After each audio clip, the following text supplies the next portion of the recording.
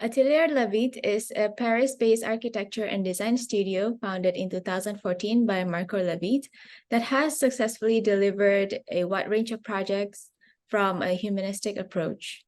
The studio puts focus on design cultures, processes, and materiality, especially wood, which is why in this Story of Design series, we'll be conversing with Marco himself about wood for a sustainable future. So thank you so much for joining us.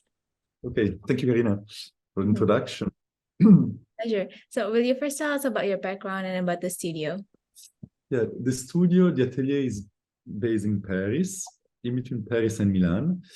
So we started in Paris because, I'm Italian, but I moved to Paris when I was 18, studying there. And then after my studies, I had some quick moves to China, Australia, Japan, and London as well to have some working experiences. And then a few years later, I came back to Paris, and it was easier for me maybe to base my studio in Paris because I knew the city quite well. I had all the university background in Paris, and that's where we started with our first clients. And then I would say 3-4 years ago, we also started a company in Milan because we do architecture and furniture design as well. And for the furniture design, we're mostly based in north of Italy. Yeah. That's super cool. Oh, I'm curious, what inspired your design approach? Yeah, I would say opportunities. Because we're now doing mostly wood architecture, wood cabins, and prefab projects, as you said before. But I guess that was not really a choice at the beginning. It was something that came to our clients. So we kind of shaped our way of thinking and approaching architecture to those kind of needs. So the needs of our clients that they ask us to reflect about wooden structure, wood architecture, and prefab techniques as the first project that we did, the tree house in the north of France, in the Château de Raret. So that's how we started thinking about wooden structure. And then once that we went into that direction, we tried to find the best way to do it, and dealing with the client himself, dealing with the construction company, the carpenters. So every time that we jump into a project, the idea is to understand the situation, understand the site, understand the needs of our clients, and then understand the workers, the constructors, the guys that are going to work with us for a few months, and try to find the best way of dealing with all those dynamics. So I guess that what inspires us the most is opportunities, dynamics, and then all those things, they're bringing us into the same direction now. So probably the same kind of projects. That's cool. So how do you approach architecture differently with the prefabrication mindset and versus not prefab mindset, maybe the old school way of designing? Yeah. Yeah, that's an interesting question because I really like working on site and developing projects on site. That means that you can change and adapt projects during the process. But as we are based in Paris, and most of our projects, they are not in Paris at all, because we mostly build in natural places and in kind of wild nature as well. So all the projects that we have, they're kind of far away from our studio. That's why we started thinking about prefabrication, because it's a way that can allow us to control and think of the project from A to Z. So we can think about all the details in a macro scale, which is the structural scale, and then in the micro scale, which is like details and finishings. And prefabrication allows us to control all those elements during the process, and we can finally like produce an architecture which is like I would say on catalog. So it's done, it's easy to transport, and it's easy to build somewhere else where we're not present. So we can control like the final result easily. And that's something which is very interesting for the conceptual part of the project. And it's very interesting as well for like environmental scale of the project, because if we can prefab things, we can better control all the process and having a very little impact on the natural side. So we can really build in wild places, not touching nature too much. Yeah, I would imagine. So that makes me wonder actually, how do you involve creativity or innovation or crafts and emotions? Now with prefabrication, does it happen in the design process or still in when you install it on site? I guess, again, I guess it's both, but it's mostly in the design process, I would say.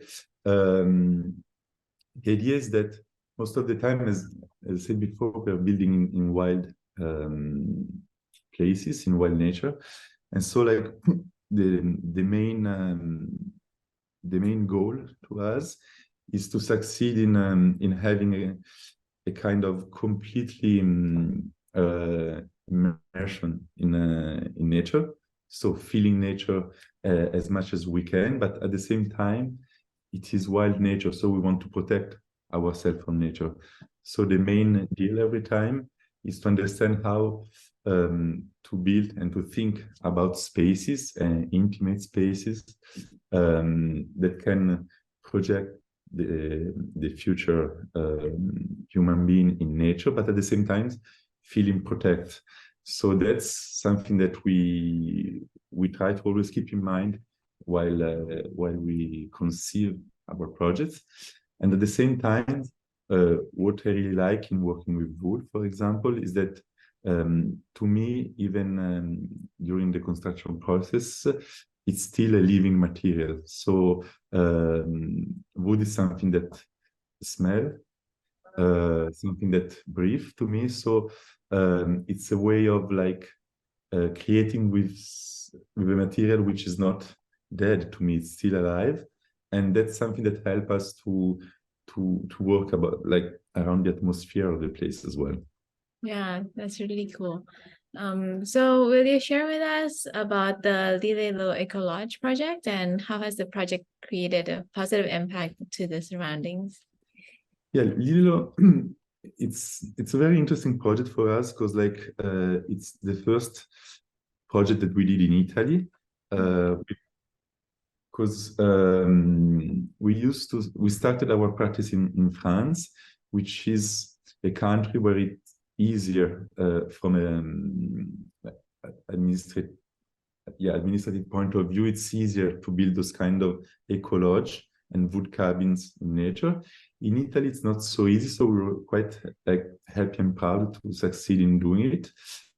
And we work with some really nice clients because the clients themselves they're taking care of the place now every day. So they are welcoming people, clients in the lodge every day, and so I guess they are participating themselves with the architecture as well to integrate the projects in the site and like in the community as well. There is a little countryside community in that place, and like they really enjoy the project. They really enjoy the dynamics that the project is bringing to the place. And the thing is that Lilelo Lodge a shelter for clients in nature, so that people come to to stay in the place, to sleep in the place and sleep in nature. But they used to act and with locals during the day. So like there are lots of activities around like the lodge itself, a lot of sport activities, hike activities, like riding horses as well to discover the countryside. And like even from food point of view, we work like together with some local producer to provide like breakfast, lunch, dinner. So the idea is that every time that we build an eco lodge site as the one of Lilelo, the idea is to create immersive shelters to nature, but at the same time to create like a real community dynamics around the project. So like people that already live in the place, people that already have activities on the place, they can interact with the project and like bring their own like I would say savoir-faire, their own like knowledges and productions like to support the project. So there is a real like interaction between those guys that they can like take advantage of the project, and at the same time the clients sleeping in the lodge, they love to be part of the community. That's really, really nice. Lastly, in the future context, what do you think will be the challenges that we need to overcome when designing with wood and prefabrication techniques? Yeah, I guess that starting from the last point, the prefabrication techniques, it's probably something that it's kind of developing very fast and in a really clever way. I mean, like carpenters workshops nowadays, they're really like on the edge, and they're really like developing fast with the techniques and even like the conceptual techniques with computers and like so that part of the process is not something that is worrying me, but what is mostly like complicated nowadays, and we saw it in the last few years after the pandemic situation and the increase of like of prices of materials, is that like wood is something that you can't produce. Wood, you have to grow it, so you need time. And I guess that wood is still a really nice answer and solution to the prefabricated techniques, but it couldn't be the only one, because like yeah, it takes time to grow forest. It takes time to cut trees and to reforest the places. So it's not something which is unlimited, and it's not something that we can produce in one day. So it's something that takes time. And I'm not sure that like the wood production nowadays can follow like the need of wood that we will have if like everyone will turn into prefabrication, like wood prefabrication. So that's something which is it's a balance which is quite delicate, and that's the main point that we should like take care of. Yeah, I agree. Yeah, so thank you so much for sharing today. Really enjoyed listening to your experiences and your approach to prefabrication and on using wood. I think my favorite part is when you talked about the Lilelo project. I could sense the humanistic or the human aspect to the project, especially when you said that the project owners also live in the space, and the community around it also support the building of the project. So I think it's a really great example of what a good design can turn into. Yeah, so thank you so much again for today. Okay. Thank you, Karina.